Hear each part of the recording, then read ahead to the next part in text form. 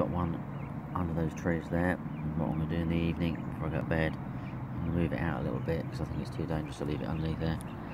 Don't be losing any fish or anything, do we?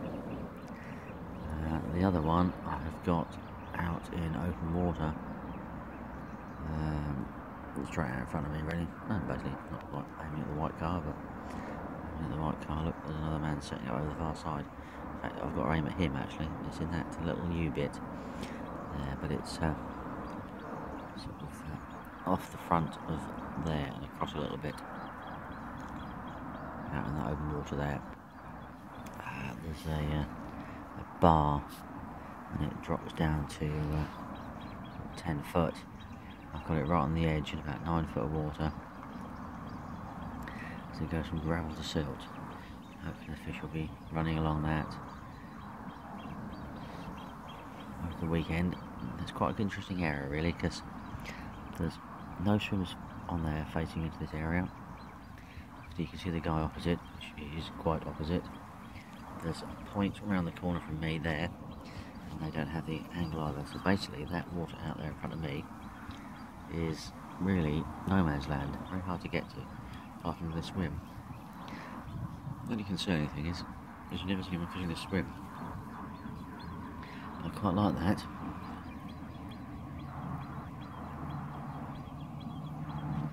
Thought process of knowing fishing areas and things, the fish are bound to accumulate in there. I do fancy that snag very much, so we'll see how we get on. Anyway, that's the first update of my 48 hour weekend trip. We'll see how we get on, really. There you go. Well, afternoon guys. I'm actually out for 48 hours this time, and I picked this swim here because the wind's now changed direction, stopped really blowing hard. The hot swims have been occupied for most of the week now, so I'm feeling the fish might have pushed out. The wind is actually, despite coming from the north, stroke northeast, is still reasonably warm, so I don't feel we're sort of on the end of a cold wind or anything at the moment yet. Just have to see what happens really.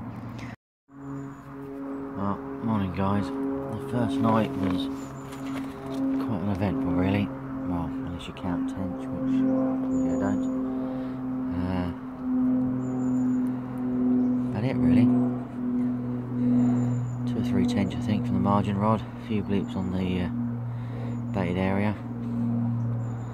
No bream, no carp. Nothing to see on that one. I just baited it up again with another 8 balls of ground bait in the spom, so I put a ball of ground bait in the spom and top it up the back of it with boilies, and we'll see how we go really. I did expect something in the night, but there was a little bit of angular pressure on last night, so maybe it had something to do with it. So maybe I've just got to wait for tonight. When the pressure moves off and the lake calms down a bit, I don't know. I haven't really fished Saturday night before, so I can't really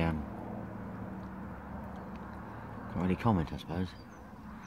Sunday nights when I fish, there's only about 3 or 4 people on, so hopefully that'll make a lot of difference. Same as during the week.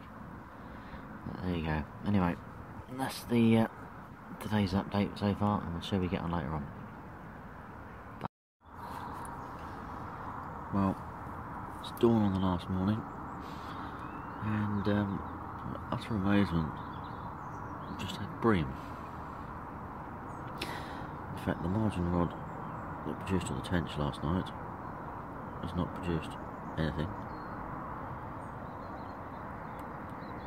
The basic rod area has just produced a lot of bream, no carp. So yeah, interesting scenario. Now, I thought the carp would be in this area. Clearly I've not quite got it right. The carp are in here. I'm not picking up with bait. The carp are not in here at all. So we'll have to go back to the drawing board. Anyway, it's time to pack up and head home now. So see you next time, folks. Bye now.